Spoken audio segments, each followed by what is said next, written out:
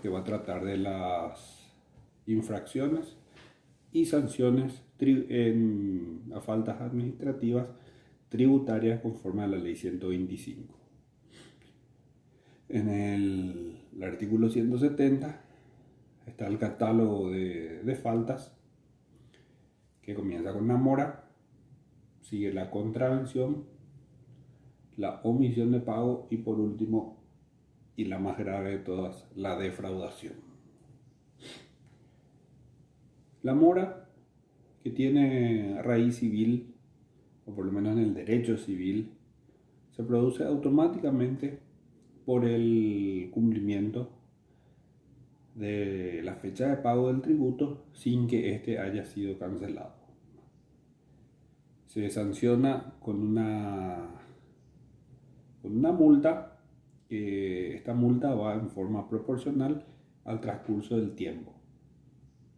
Para el primer mes comienza con un interés del 4% y progresivamente mes a mes va subiendo de 2 en 2, de 2% por cada mes, hasta llegar a un tope del 14% cuando la obligación alcanza 5 o supera a dicho plazo en meses.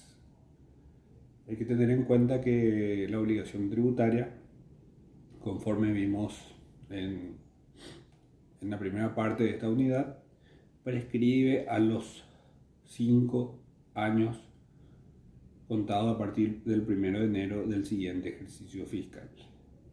Y haciendo un cálculo de esta tasa del 14% mensual por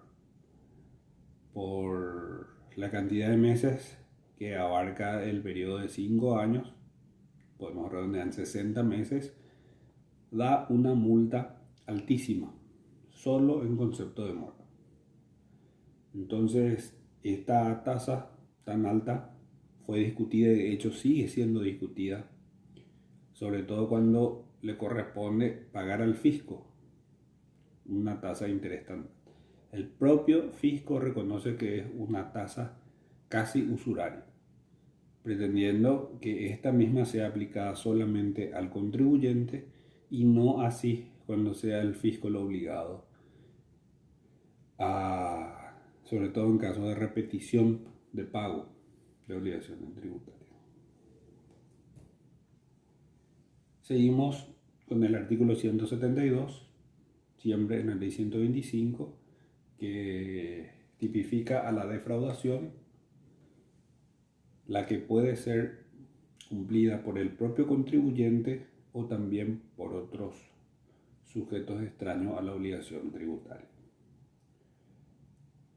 Incluye también como posible infractor a los responsables, y en aquel punto donde refiere a terceros, aunque la ley 125 no lo contempla específicamente, cosa que sí hace el Código Aduanero cuando también tipifica a la defraudación, se tiene que puede ser cumplida también por algún funcionario de la Subsecretaría de Estado de Tributación, ya sea en grado de autor o de cómplice. Entonces la defraudación abarca básicamente a cualquier posible infractor que pueda tener intervención en la comisión del hecho. También requiere que la misma presente la particularidad de la intención dolosa, ¿verdad? El ánimo del defraudador a cometer el hecho, siempre por medios fraudulentos, a través del engaño, y que con esa maniobra le permita tener un beneficio para sí o para otro sujeto contribuyente. Entonces la defraudación, por propia definición, puede ser cometida por cualquier sujeto. Es indispensable la intencionalidad de quien lo comete. Tiene que ser en la búsqueda de un beneficio fiscal indebido, ya sea pagar menos, ya sea dejar de tributar. Y por último, para que se configure la infracción, el ilícito tributario de la defraudación, es que se tiene que producir un perjuicio a la recaudación fiscal. El artículo siguiente es otro artículo muy particular, muy novedoso, porque genera presunción de la intención de defraudar. Es así que ni siquiera se cometió el hecho, pero la ley, este artículo, ya está reprimiendo al hecho. Y se discute mucho la constitucionalidad de este artículo, porque una cosa es la comisión de un hecho y otra cosa es la intención de cometer el hecho. Bueno, sin embargo, como fuere, este artículo genera ciertas presunciones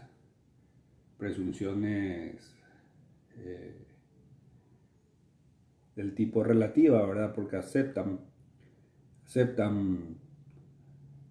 la desvirtuación por parte del contribuyente sindicado, y que básicamente implica que haya discordancia en los registros contables o directamente que estos no hayan, o sea, no exista contabilidad alguna, que se compruebe que las declaraciones juradas contengan datos falsos, pero acá ya no se configura tanto la potencialidad o la intencionalidad de la comisión de un hecho, sino que existiendo datos falsos en la declaración jurada ya se consumó el hecho. O sea, ya no se estaría reprimiendo, por lo menos para este literal, la intención, sino que la comisión del hecho. La misma cosa con el literal siguiente, cuando se excluyen bienes u operaciones que afecten directamente al contribuyente, lo que implique que no sea una declaración completa, sino que una declaración parcial. En este punto directamente se están omitiendo datos muy relevantes a los intereses del fisco. También, y por último, el proporcionar datos falsos o inexactos sobre ciertas operaciones propias o ajenas que influyan a operaciones comerciales. Bueno, ¿cómo se sanciona la defraudación?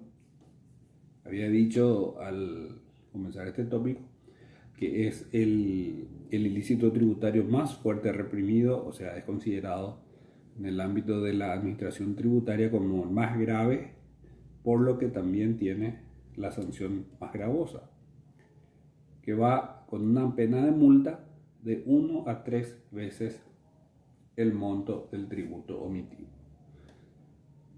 Entonces eso implica que al contribuyente se le obliga a reliquidar, o sea, a tributar lo que efectivamente correspondía, y aparte se le carga con una multa equivalente a esa diferencia que dejó de tributar, que puede ir de una escala del 100 al 300%, que es lo mismo que decir 1 a 3 veces el monto del tributo omitido. Para la graduación de la pena, para ver si se va a aplicar 1, 1.5, 2 o hasta el 3%, se establecen en la ley 125 ciertos agravantes o atenuantes. Ahí ya se considera la importancia de la cuantía, si fue un monto mínimo, si fue un monto mediano o si fue un monto ya considerable, si los antecedentes del contribuyente, si ya registra antecedentes o es la primera sanción que registra, el nivel de preparación que pueda tener el contribuyente, qué tanto pueda manejar la contabilidad. Por ahí fue un error, por ahí no fue un error, sino que estuvo en el animus del contribuyente el declarar de esa manera a fin de tributar menos o directamente de eludir al pago del tributo. Bueno, todas esas son cuestiones que permiten al juez instructor establecer una una graduación de esta escala prevista en el artículo 175. Seguimos con la contravención. La contravención implica ir contra los preceptos legales, es decir, dejar de cumplir leyes o resoluciones que afecten directamente a la obligación tributaria. La contravención se sanciona con una multa que oscila entre 50.000 guaraníes y los 1 millón de guaraníes. Hoy estos valores podemos considerar que quedaron desfasados porque tengan en cuenta que la ley 125 es del año 91, vigente a partir del año 92, y estos montos, por efecto de la depreciación monetaria, no tienen el mismo impacto, ni económico ni psicológico, en el contribuyente. Con esto podemos decir que en el año 1992 pagar 50.000 guaraníes de multa no es ni mínimamente lo que implica hoy en día, a casi 30 años, pagar el mismo monto en dicho concepto. O sea, como el monto quedó establecido por disposición legal, quedó estancado en el tiempo, en los inicios y hasta mediados de los años 2000, este monto tenía otro efecto represor en el contribuyente. Al punto que no digo que hoy se le haya perdido el respeto, pero repito, no es el mismo impacto en el contribuyente estar pagando esta multa hoy en día a lo que fue en otro momento. Acá concluimos con la omisión de pago, que este artículo no dice exactamente qué constituye la omisión de pago, sino que directamente define que no es la omisión de pago. Y esto podemos decir porque considera la omisión de pago como todo aquel acto no comprendido en los ilícitos precedentes que en definitiva signifique una disminución a los créditos por tributos o a la recaudación. Entonces, la ley 125 nos da una definición muy vaga, muy imprecisa, y hay quienes consideran que resulta contrario al principio de legalidad, o como se lo denomina en el derecho penal, el de tipicidad, porque acá no está definiendo en sentido positivo cómo se configuraría este hecho, sino que directamente considera cualquier maniobra que no esté comprendido en el ilícito anterior.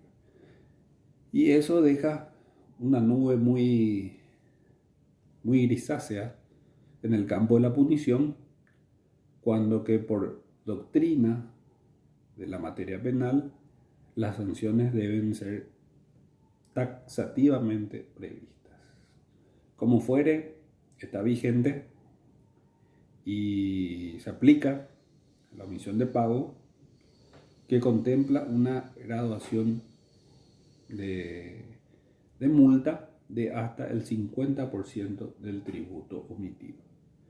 O sea, siguiendo el criterio definidor en la defraudación, que iba de 1 a 3 veces el monto del tributo, acá puede ir hasta el 50%, considerando situaciones especiales, como había dicho, la formación o los antecedentes del contribuyente.